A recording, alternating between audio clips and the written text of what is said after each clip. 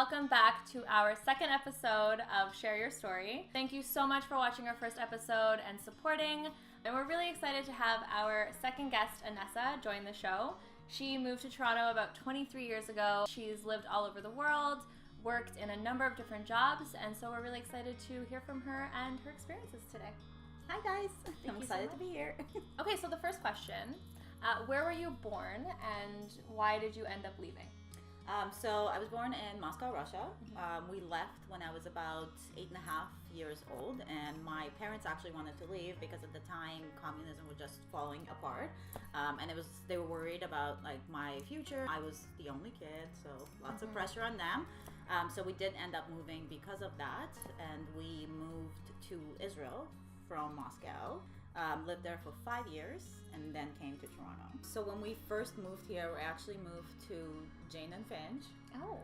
For about a year because it was very cheap rent and we were like new immigrants. As soon as that first lease was up, my parents moved us to Hyde Park. So where we are now, which is great. Stayed here for most of my life. I went to school here in Toronto, so I went to Ryerson. What program did you take at Ryerson? Photography. I started with interior design. Did 2 years of interior design.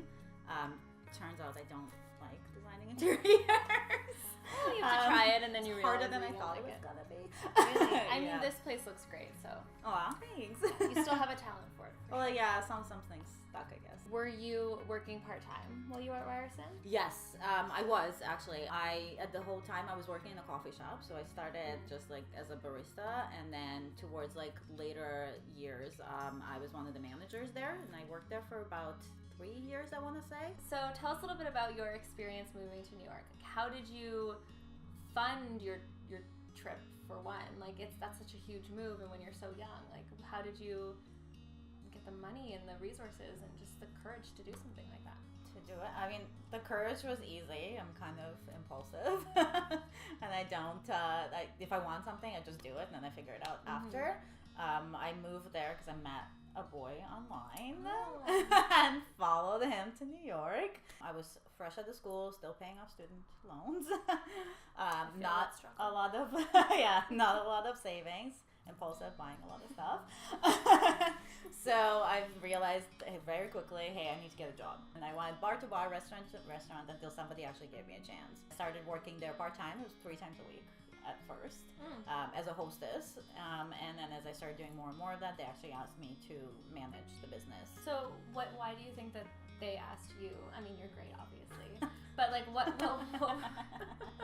was the type of criteria that you think they liked about your work ethic that they honestly, I think I was kind of a ball buster. So I was really like not hard, but like I could get along with people, and I had like great relationships that I formed with the customers and the people who worked there. But if something needed to get done, like I didn't care if it took an hour or 12 hours, like I stayed until I finished the job. The whole management side of it, it was more comfortable for me. Like I didn't really, I cared about making money, but I cared more about liking my life there, especially because I didn't know like how long I would be there for. So after New York, did you move back to Toronto? Yeah, I did. I miss my mommy, and I moved back to Toronto. Yeah, so I moved back. I broke up with the guy I moved there for. Everybody I knew was still in Toronto. My family was here. We're pretty close, and we're such a like small family, like no siblings or anything, that I just had to go back. I couldn't run restaurants and bars for the rest of my life, and I just kind of wanted like a career path that I could follow, and it was just easier to do that back home. You said that you wanted to start a career, so what did that transition look like? I felt like the same spot where I left before, except now I lost 2 years. That's what it felt like. So I needed to really like build my confidence, and I started applying for work. I wasn't too serious about it, and then 2 months down the line, I basically realized like, hey, you're gonna live with your parents forever if you don't get your act together. So I went through all of my job experience, and like the one underlying factor and one thing I was good at was managing people's times. And we had a friend at the time who was working as one of the store managers for TJX, for Winners and HomeSense and those places. I asked him if there's any openings, and then basically I told him these are the strengths that I have, this is what I can do, and he's like, you know what, like we're actually looking for managers, so let's see if you can get in. Got in, and I was with TJX and Winners for about 4 years. If there's someone watching and they're moving to the city from somewhere else, what piece of advice would you give them if they're applying for a service job in a cafe or a job in retail, for example? The way that I would put it is like really learn to spin your story.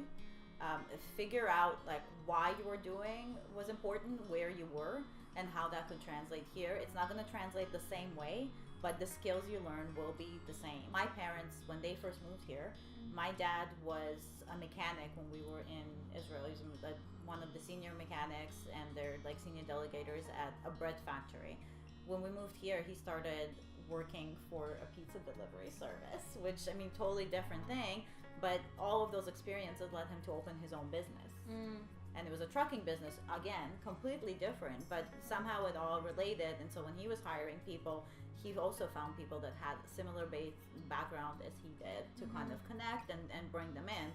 So whatever background you have, whatever experience you have, even if it's minimal, just like write that story and figure out what it was that was important about it and how it can relate to the job that you're actually looking for. Okay, so tell me a little bit about what you're up to these days, and how did your past experience working in service jobs and retail apply to the position that you have now?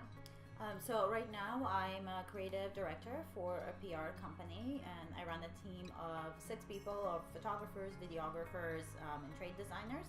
A lot of the experience that I've had, not just school experience, because to be honest with you, the school experience was fairly redundant at this point. There's new technology and everything, but it was the work experience that really brought me to where I was.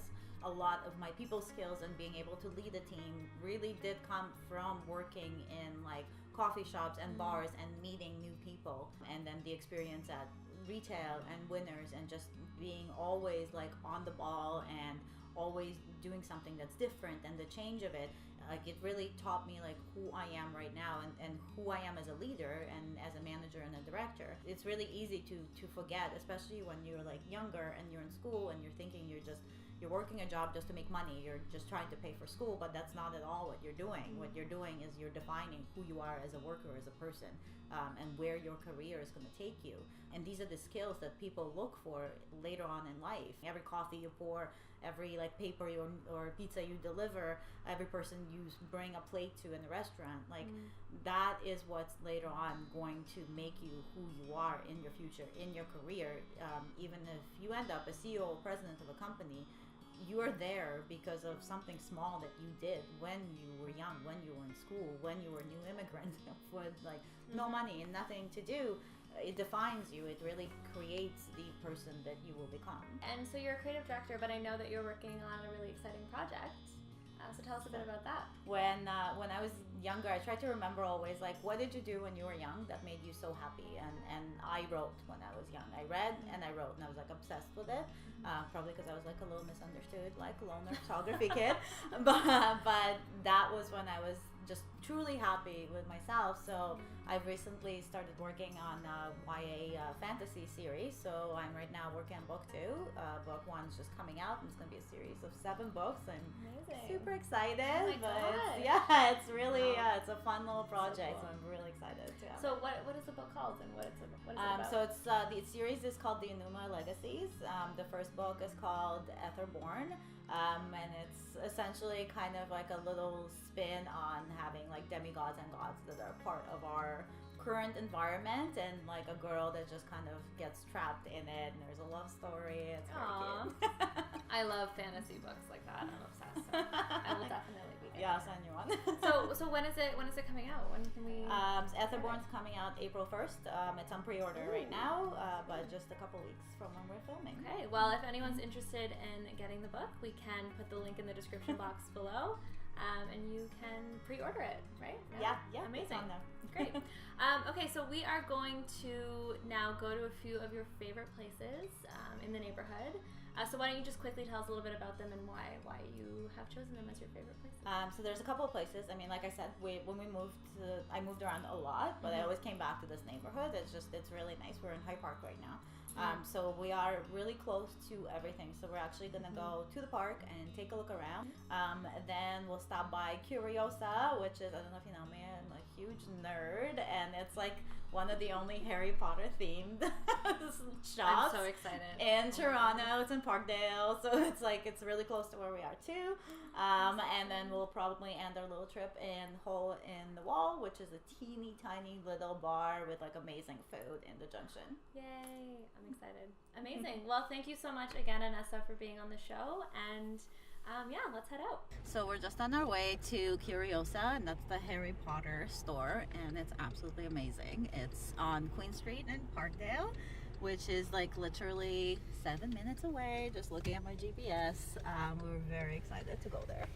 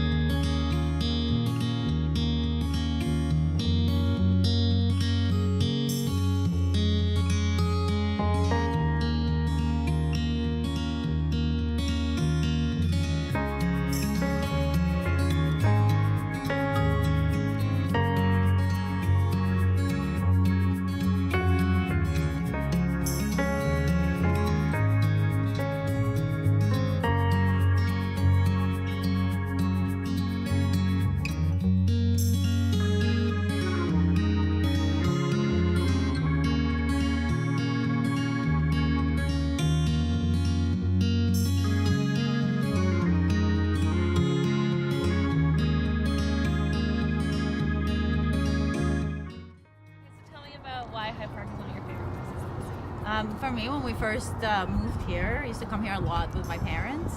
We used to have like picnics in the park. There's like a swimming pool. You can go skating in the wintertime, like a little restaurant. So it's just a really nice place to walk around. Like if you're into jogging, I'm not, I'm lazy. But if you are, this is like good. There's a lot of land to cover. Yeah, it's just like a really nice place. It's really beautiful in the summer. The trees are all up and like you can actually like hang out with